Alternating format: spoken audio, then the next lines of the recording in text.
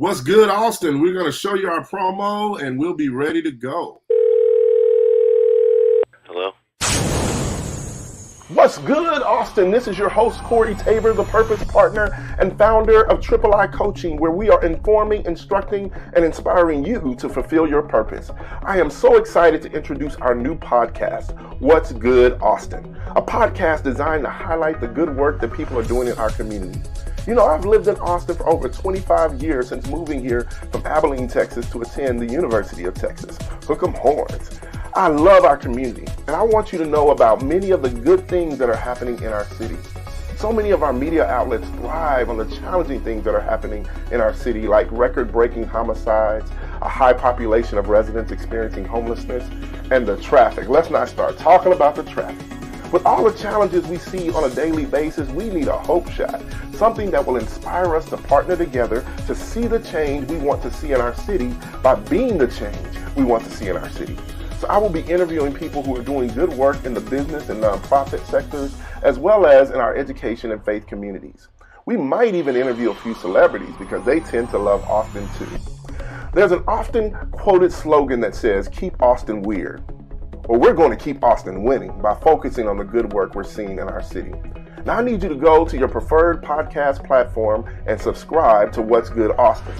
Then share this podcast with your friends, family members, coworkers, and your crazy cousins. Let's kick off 2022 with a bang. Focused on looking forward to seeing the journey that we can have together as we discover what is good in our city and partner together to make Austin even greater. Again, this is your host, Corey Tabor, the Purpose Partner. Until next time, remember to love your family, be a good neighbor, and make a deposit in someone else's life today.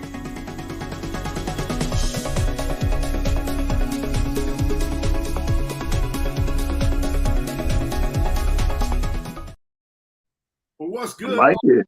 Thank you, sir.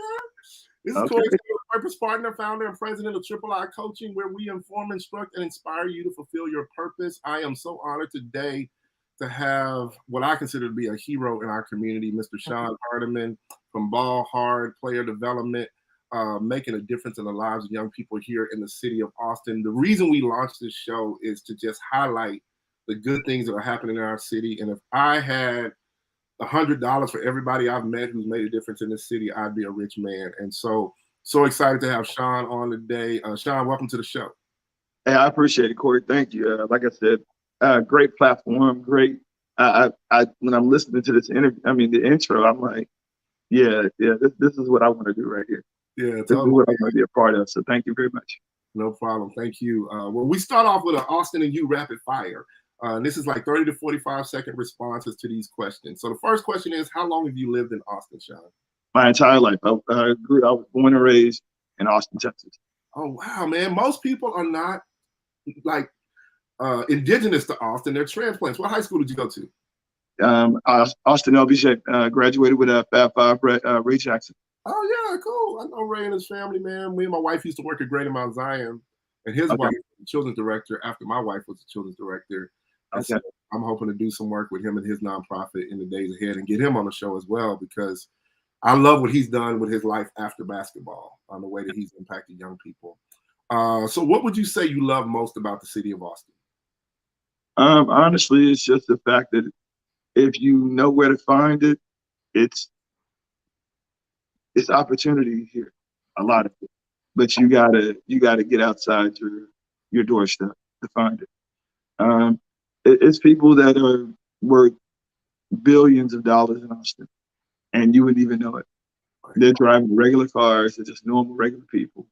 And it's like, if we ever, me personally, if people understand that you don't have to look like money to be like money, you just have to sound like money, then you'll be all right. But I think Austin is just it's very disguised, but it's very straightforward.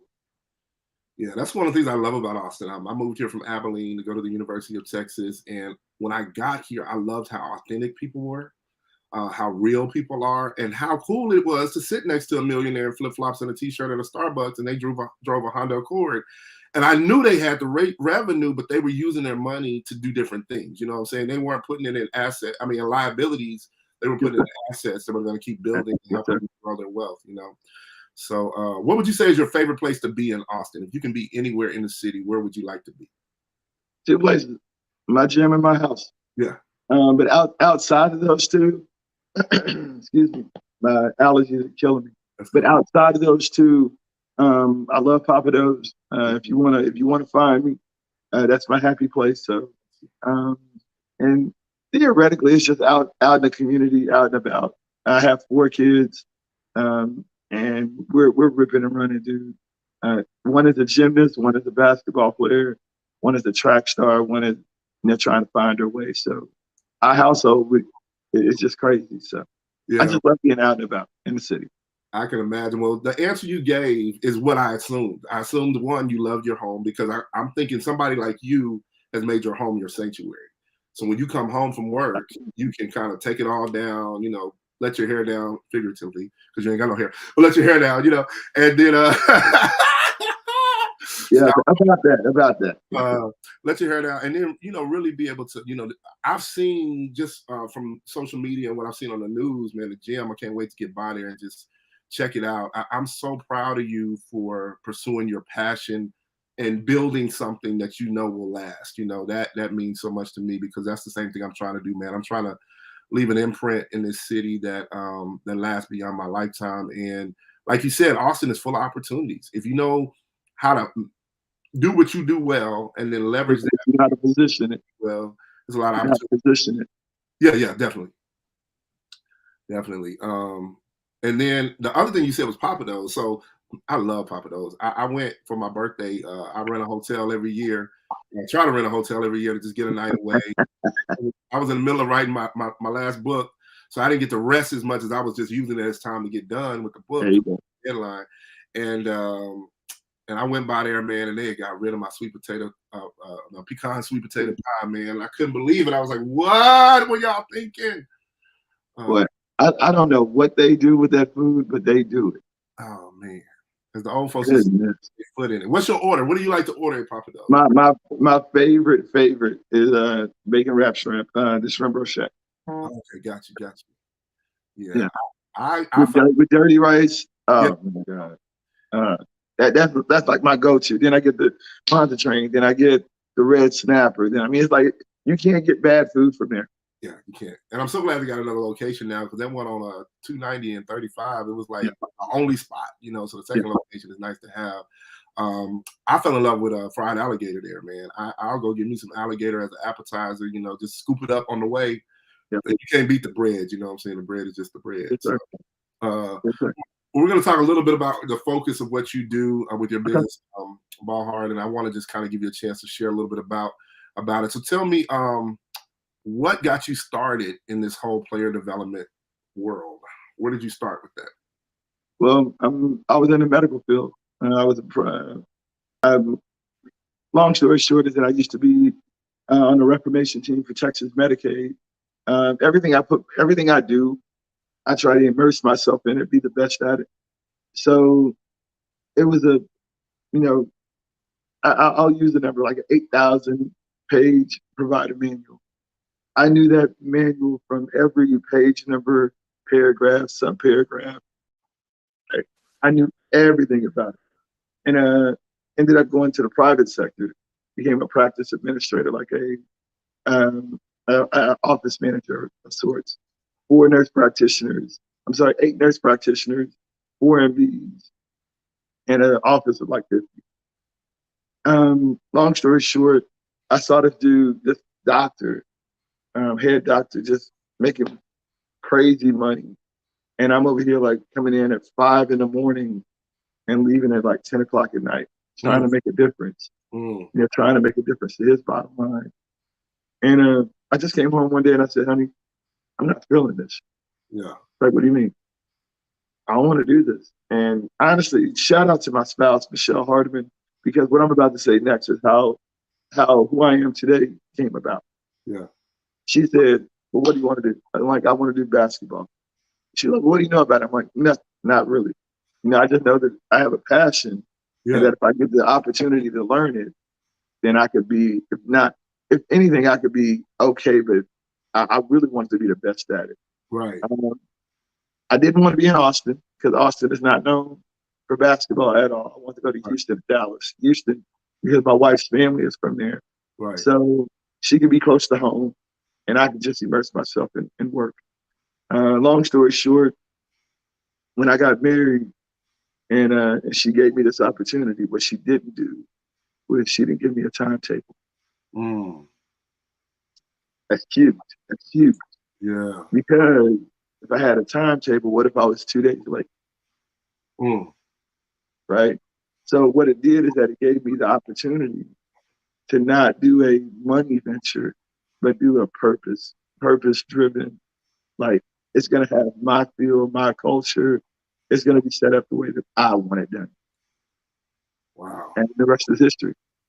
Man, that is awesome to just hear your story and hear. I mean, I think when people don't understand when somebody goes into business and they're married, man, it's got to be a joint venture. My wife doesn't have to do life coaching. She doesn't have to do speaking. She doesn't have to write a book, but she got to understand the bumps in the road that are going to happen with it. That you got to invest some money to make some money. You're going to have some things that work out, some things that don't work out. But in the end, you're building something that you, like you said, is purpose driven. Most people who do something career based, we talk about this in my book, Prioritize for Your Purpose. They do something they've been doing most of their life, something they're good at, something that other people affirm in them, and something that they would do if they could do it for free. And when you shared your story, you literally violated 3 of those 4 principles, but what you had was passion and purpose. And, So their passion and purpose can trump a whole lot of the other typical things that we look for when we talk about purpose development. and I had currency. I had luck. Yeah. I had a partner's belief that listen. The key is that she saw me go to work every day and try to make a difference there. She said, "Well, what if you put all that into yourself? Like at the very least, you're going to come back not empty. Right. Yeah, it may not make money at the beginning, but you're going to be fulfilled." And so now the company makes money. Yes, it does. Right. But it also, I'm actually leaving a legacy. I'm touching lives. Like my first motto, and I need to get back to it. It used to say, "Ball hard, changing lives, one bounce at a time." Mm. And that's just what it was. Wow. That's so funny, man. When I did college ministry, I started the ministry to Black students at UT with InterVarsity. And we used to have a moniker. It was like changing the campus one life at a time. And it was like, if we can transform a young person at 18 to 22, they're going to change their sphere of influence. And over time, they're going to change the world. And we saw that. I mean, one of our students who helped us start the Bible study, man, he went on to get a PhD in engineering from Carnegie Mellon and was the first African-American to teach engineering at Columbia. And he teaches at Baylor now, and I'm sitting here like, man, all I did was show up and do what I know how to do. And I said, we could just get everybody in the world, not even everybody, if we get 20% of the world to just show up consistently and say yes to something, the world would be a much better place. Something, you know what I'm saying? Instead of just, I don't disparage people who do the 9 to 5. I'm in the world of 9 to 5 for now, and while building, and not everybody's an entrepreneur, but everybody has something absolutely. Everybody has something they bring to the table that if they do it with passion and purpose, it will make a difference, So tell me the role that education played in your journey. I'm a huge education advocate. My wife's an educator. We got a lot of loans because we believe in education. Tell me what education played, formal and informal education. So here's what I did. Went to Austin LBJ, went to University of Texas. Did not graduate. But what I did is that my wife, I met her at University of Texas as well. She graduated undergrad and graduate the same day.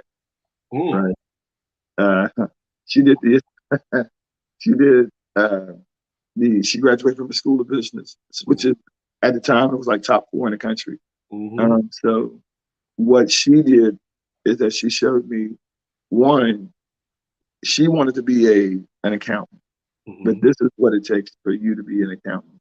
I wanted to be business management, psychology, right? I just wanted to kind of learn how people's brains work and learn how currency works, how people set up businesses. So, right. Sorry about that. So now, what I will say is this. The one thing that I did that I know made a huge impact on me, when I drive, I don't listen to the radio. Mm. I listen to audiobooks. Mm-hmm. So I'm driving. So at the formidable years of this company, I'm driving in Houston, driving to Dallas. I'm doing camp here. I'm on a plane here. I'm doing North Carolina, Duke. I'm, DC, Maryland. I'm just flying San Diego. I'm everywhere. And I'm just taking in information by osmosis. Mm. And I'm not listening. I'm not cognitively listening to it. But if it resonates with my ethos, my spirit, it catches me. And then I just kind of go from there. So translate that into today's situation. People, when they come in that gym, they expect to hear and see a basketball trainer. Me, oh, I do basketball. Just meathead stuff, right? ABC basic.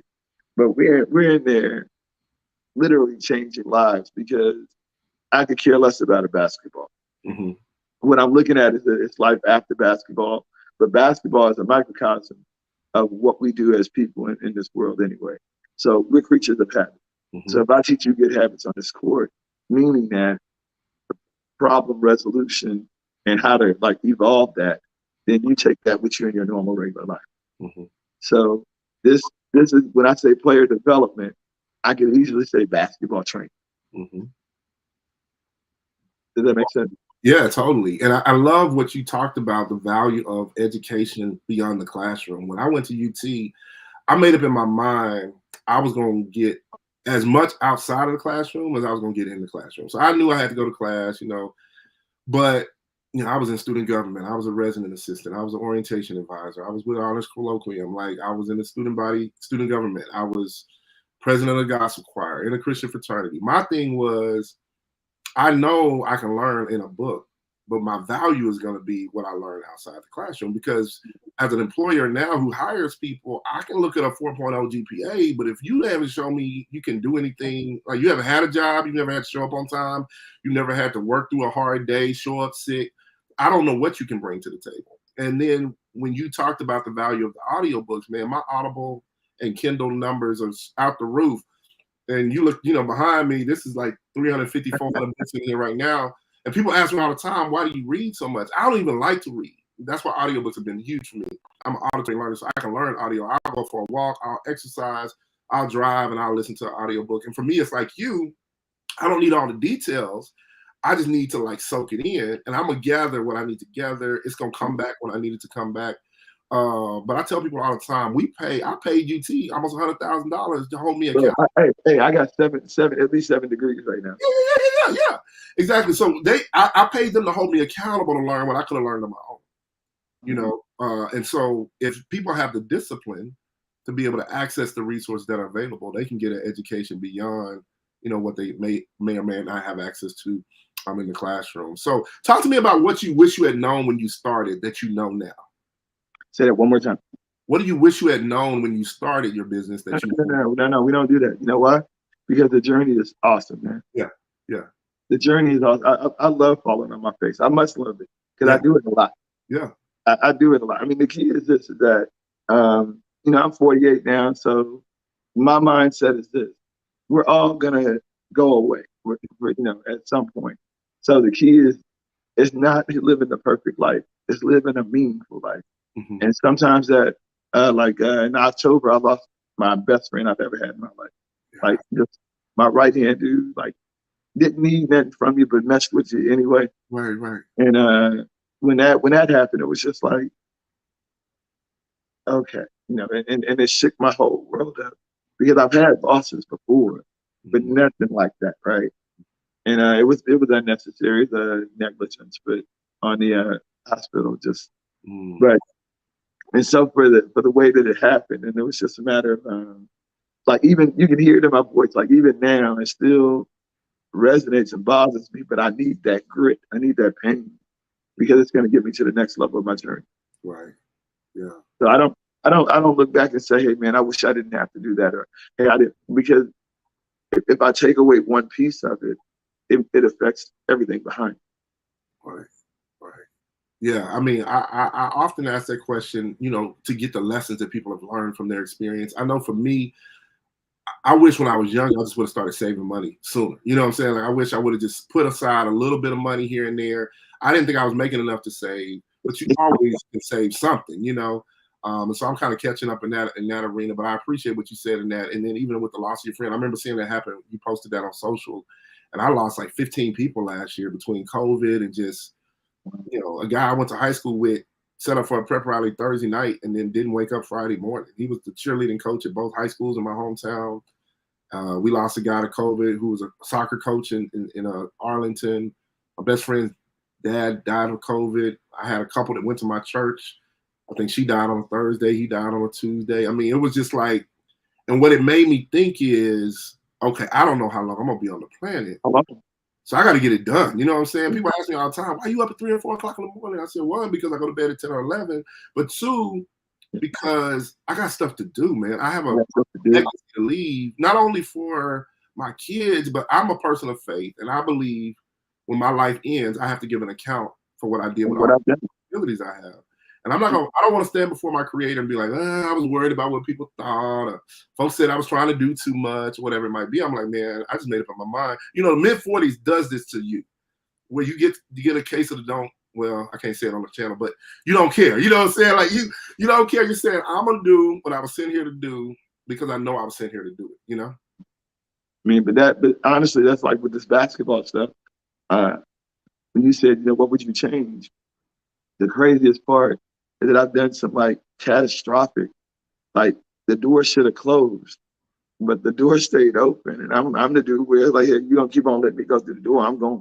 And like when you seal it shut and like board it up and there ain't no door no more, then I understand, okay, maybe I need to do something different. But it's just like for me going, this company started at Wells Branch Mud Recreation Center, right off of Wells Branch. Yeah. And I would have kids. I mean, we literally took over the facility. They changed the bylaws so to make sure that I couldn't use it. From that point on, it made me kind of understand how to work around people's notes. So every education, everything that you did to try to stop me, only educated me more because it made my passion.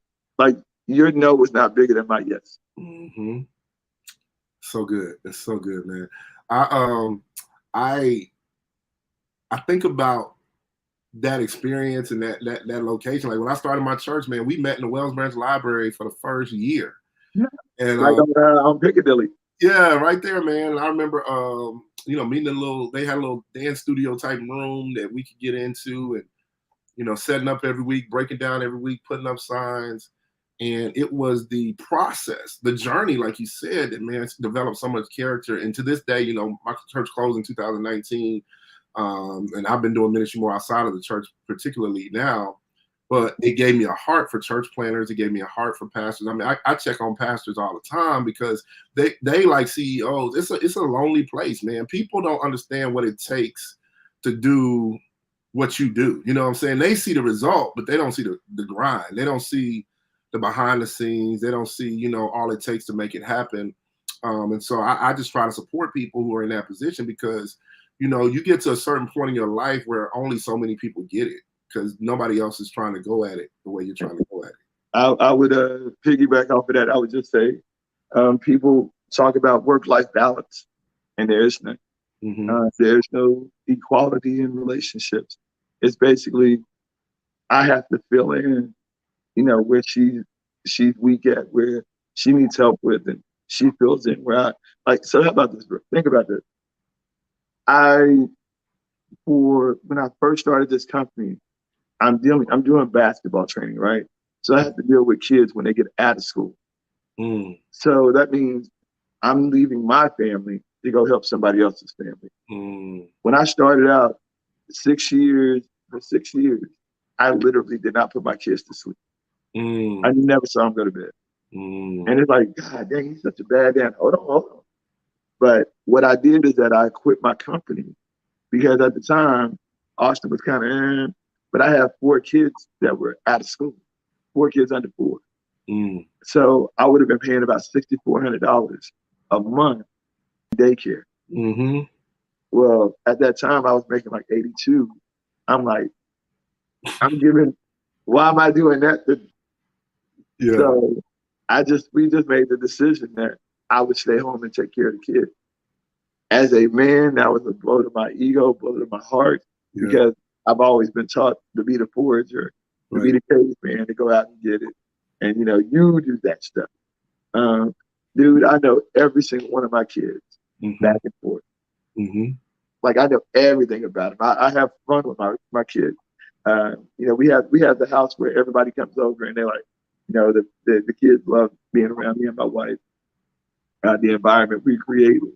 But like, I spent the time to know them so before they went to school, and then when they went, so we would go on field trips every day Mm. somewhere. I would take them somewhere, and we would get in the car and physically go every day, Yeah. like make it a whole outing. Yeah. Once they started going to school, then it became what it was. But for 6 years, I had to sacrifice not seeing them go to sleep at night. Yeah. And so when you say the journey, it's like the work-life balance that everybody wants and talks about. Turn off your phone. Don't do this. Don't do that. Don't. But no, you do what you think you need to do to get where you need to be. Mm-hmm. Now, it's going to be things that are going to show you you're doing too much. You know what I did? This was a shining moment. I was at Duke University running their elite camp, head instructor. Like, from beginning to end, I set it up. I told us when to break. I wrote the schedule, itinerary. I did everything. Duke University, no bigger than that, right? Wow. And it was my daughter's birthday. Wow. And I was like, I did all this and got something for me, and I'm missing my daughter's birthday. Mm. And I was like, there's certain sacrifices I'm not willing to do. Yeah. Yeah. So so you're gonna get it wrong, but understand when you get it wrong. Right. Exactly. And Yeah. then I was gonna say, I totally get that, man. I remember I was a kid who was like the nerd in high school.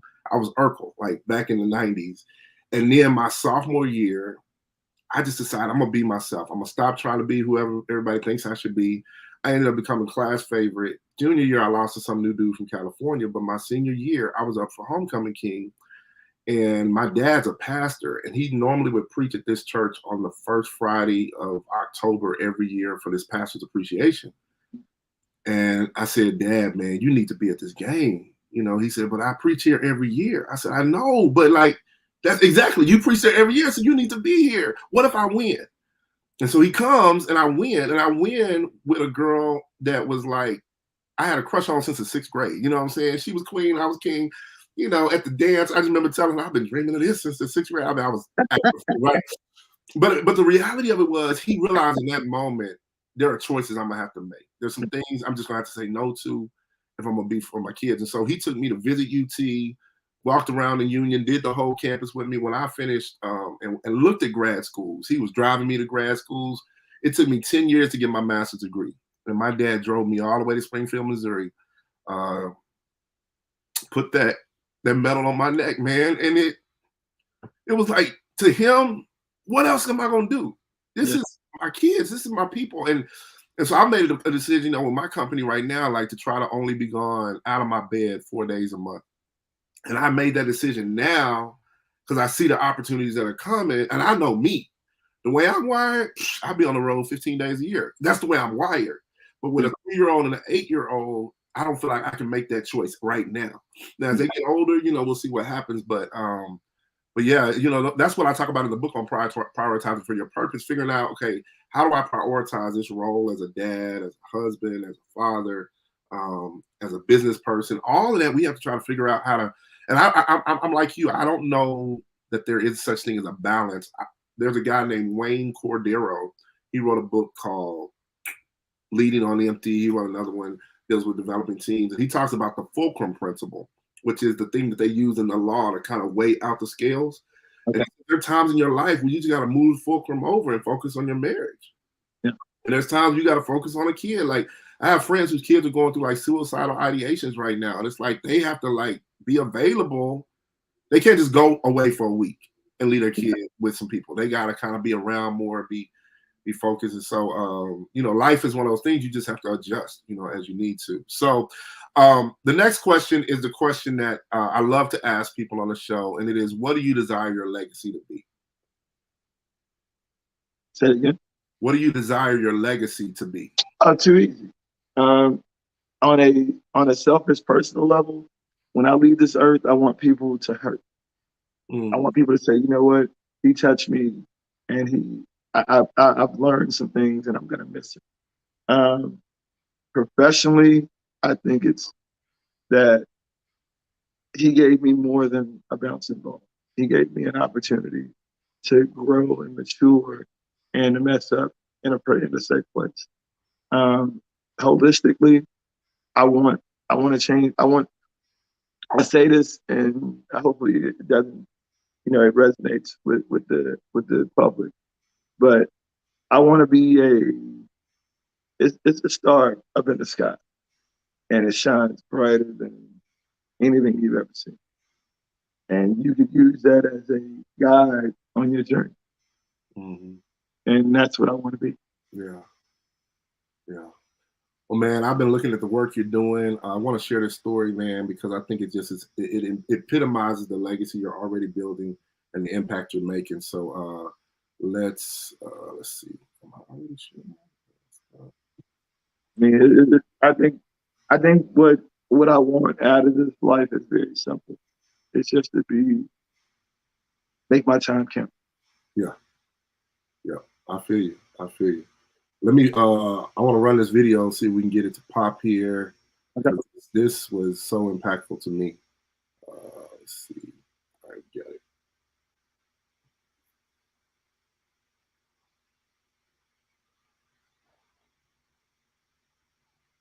Last year, Solomon was diagnosed with synovial sarcoma, a rare cancer that hits adolescent boys disproportionately. Almost a year ago to the day, we didn't know Solomon was going to make it back, but he got through radiation, chemotherapy, and a radical surgery, and he's back, working hard.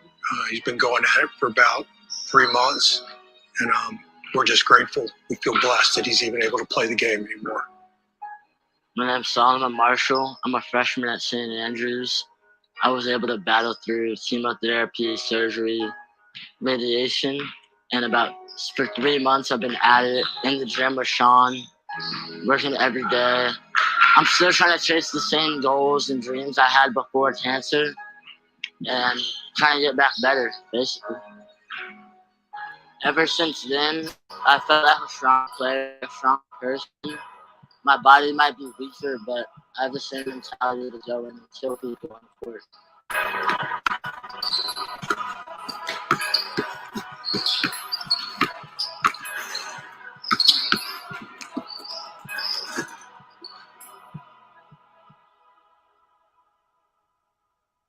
That's why you do it, man. The audio is kind of messing up. Oh, okay. I said that's why you do it. Yeah. Okay. So now you're starting to talk like a robot. Can you hear me fine? Yeah, I hear you fine. Let me see. Hold on. Give me one. All right. How's it now? Okay. There you go. Yeah, I was saying that's why you do it. But nah.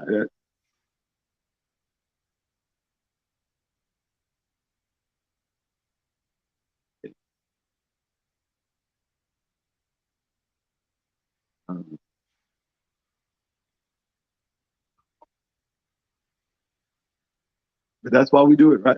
Yeah. Young man, it's like my son. Yeah.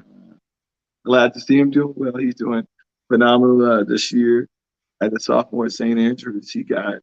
He averaged 37 a game. Wait, 37 points a game. Here's the funniest part. When he was going through that, he was in the hospital. He was in the hospital for 96 days, and he wanted one person to come see him. Me. Yeah. And I don't do hospitals like that. I don't do all this, I just don't. But he asked, so I came. It took me I was outside 30 minutes, just like, I'm like, Sean, just go. And so I went up there, and I just told him, I said, hey, man, look, I just need you to get back healthy. Mm-hmm. You get back healthy, I'll take care of this basketball stuff. Like, if you're able to bounce back like that, then if I gotta like shut down my company just to make sure you're right, then that's what I'll do. Mm-hmm. So we would get in the gym, and this is like in the height of COVID, right? So we would have to come in at 11 o'clock at night or 5 o'clock, 6 o'clock in the morning because he couldn't be around other people. But he had his throat completely reconstructed. He had to learn how to talk again, learn how to breathe, learn how to eat completely again at 14 years old. So what that showed me, but here's the key. The reason why he's averaging and doing all this great stuff is that he had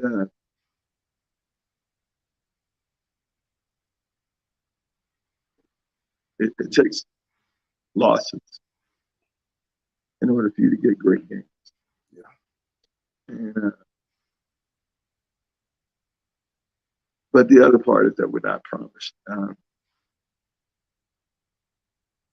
We're not promised life, but we are promised opportunity. Yeah, and it's up to us to take advantage of it, man. And I think about this young man's story, the resilience that he's built at this stage of his life, and how that's going to equip him for life long term. I want to write his book already. Like I'm sitting here like, this dude got a story to tell. It needs to be told. And young people are so resilient, and they show us so much. I have seen through people I've mentored, like who I want to be when I grow up. You know what I'm saying? Like they literally put me in a place where I'm just like, okay, I know I'm trying to like mentor you, but you're mentoring me too. And that's the beauty of life, is that it can bring you gifts through anybody you let be a gift to you, they will be. Absolutely. Everybody has value. Everybody has value. You just got to find it. Exactly. So what's next for you, Sean? What's next for you here in Austin? Here's what I'm doing. Like I said, I'm 48 now, and I've kind of been the humble guy, humble role. And I've done a lot of things. Like most people didn't know that, I've done camps at Duke, or I've traveled the country, and I can almost step on any floor in the country. I know all these coaches, men's and women's, and that I've put a lot of time, energy, and effort into this thing. So now at 48, it's time to just kind of let the cat out the bag, right? We're going to do a lot of different things for the community. I've done, like right now, I have a summer camp in which, if you're a public educator, we're giving you a camp that normally costs $225 for $75. All you got to do is just show your public educator badge. Yeah. So my job is give back as much as I possibly can. The value that I bring, I think that Ballhard and that we bring to the table is that it's 100%. Yeah. We're not in there playing knockout. We're not in there trying to make little Johnny, little Susie feel great. We're in there to work. Like having fun is like the fourth thing that we're doing. But if you like grinding, if you want to be special with the game, that's what it's going to take. You got to get a laser mindset to go out and get what you want. And then the things that come after that, you accept. So for me, I'm going to play like I just started. Yeah. Like I'm brand new. I'm going to, I feel confident. I feel good. I feel excited. Like we have an event Sunday where Jordan Clarkson of the Utah Jazz, his dad, Mike Clarkson, is a good friend of mine. He's going to come and speak at an invite-only event that we're doing. And I'm doing an invite-only for the best players in Austin, right? They're not paying $1. They're getting fed. They're getting transported. They're getting shirts, and they're getting a video package free. Wow. Now, you're in the industry, so you know how much this stuff is costing. Yeah. So this is not, and with the videographer, I'm getting the raw data. So you know how much for somebody. Yes. So I'm paying out. Yeah. for you just to understand. So it's called Train Like a Pro. Train Like a Pro, ATX.com. I'm sorry, wait, no, I don't want to release that just yeah, yeah. But we're doing some higher level things as well. But then we're also going to get in here with these little babies and do some K through third. Because I've never messed with that age. And I have the facility to do it. I have the bandwidth to do it. I have a lot of stuff to do. But man, I just think it's just an opportunity for me to sit back and breathe. Yeah. Because before I've been grinding and hustling, grinding, and it's like I still want to do it, but now I do it because I want to, not because I have to. Well, man, I'm so glad to have had you on the show, man. We got your Twitter and Instagram up there. We got the website, trainlikeapro, ATX.com. So my website, my own personal website is ball-hard.com. Okay. BALL-HARD.com. You say it again, it's what? Ball, BALL-HARD hard.com. All right. So we'll do that right there. Y'all check out ball-hard.com with Sean Hardeman. Man, you are such an inspiration to me. I know so many others are going to watch this on the replay, watch this live. Thanks so much for being on the show. Until next time, you all love your family, be a good neighbor, and make a deposit in someone's life today. I appreciate you, my man. Thank you very much. And I can't edit out the crying. Oh, no. No, you can't edit that out, bro. You can't edit that out. That's authentic. That's Austin. That's Austin right there. That's good, Austin. Yeah.